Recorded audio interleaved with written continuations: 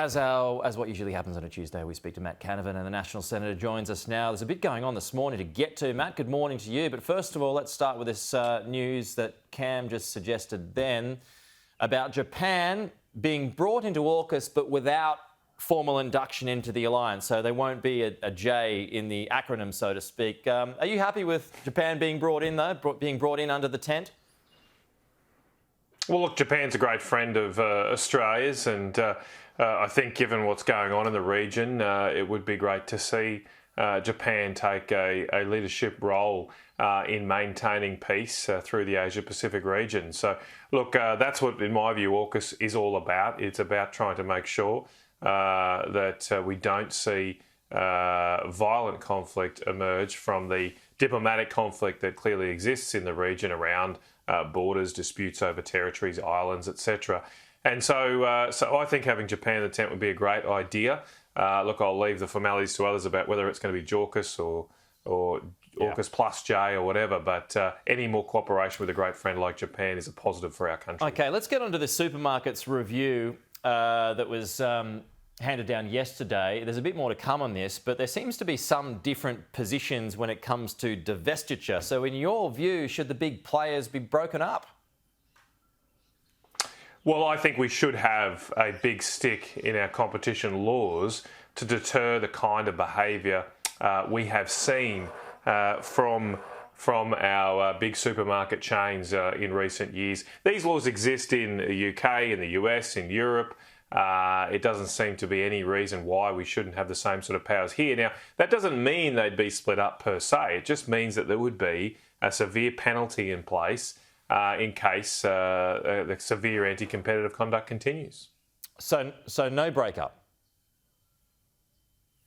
Well, I don't think you'd break up on day one, right? Like, that's not the intent of either Nick McKim's bill that's in the Parliament or the position I've had for more than a decade now in Parliament. I've been calling for this for a long period of time, that what you'd have is a penalty in place. Right. So if a large corporation, and it's not just about supermarkets, we obviously have competition issues in airlines, in our energy sector, in our banking sector as well. It's, I think, an economic problem that this country faces, that we have far too market concentration. We don't have the same strict competition laws that other countries have. Maybe that's a reason why we're not getting the better outcomes like other countries in these sectors. So that penalty would only be there in the case that there are breaches of the competition law. So on the whole, did you support Emerson's review yesterday with the big stick being the big fines? Look, I don't think it's much of a impact for the big supermarkets, and therefore won't have much of a change. I mean, the fines that Mr Emerson are suggesting at 10% of turnover possibly are actually lower than exists under the competition laws we already have. They can be fined up to 30% of their turnover during a period where their anti-competitive conduct is maintained. So, I hardly think a third of the fines they already face right now is going to be all that severe for them. On top of that, it actually seems like a big win for Coles and Woolworths, Emerson's review, because all he does is say we should make the code mandatory and potentially force in other competitors to Coles and Woolworths, like Costco, like Aldi and others, because Coles and Woolworths are already signatories to the Code of Conduct. So there's no extra obligations imposed on themselves. It seems to me that the whole purpose of the Craig Emerson review was to give Coles and Woolworths a free ride, while the government engages in some distracting rhetoric as if they are actually taking this issue seriously. There is a report in The Australian this morning suggesting that David Littleproud, as leader of the Nationals, is losing support in shadow cabinet. Do you see his role? Do you think his role has been diminished? Oh, look, I don't see that. I mean, I'm obviously not in shadow cabinet, so I've got no idea what goes on in there.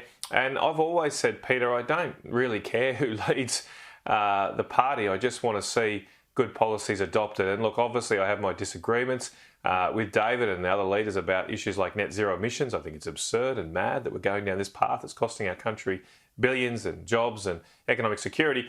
And so I'll keep fighting those battles. And I don't really care who leads the party, so to speak. I want to see results for Australians. Right, I don't know, but is he being outplayed or outmanoeuvred by Peter Dutton in the coalition in those kinds of terms? Well, look, again, I just don't care. I mean, I want the results. And obviously I'm pushing here for an outcome on supermarkets. I want to see stricter competition laws. I know David supported that. The Nationals Party have had this position to support divestiture powers for a long period of time. I'll just do anything to help that fight. That's what I want to see happen because, as I say, the rest of the world has these powers. It works well over there. We should too. Matt, we'll leave it there. Good to see you. Matt Canavan, live for us in your poon.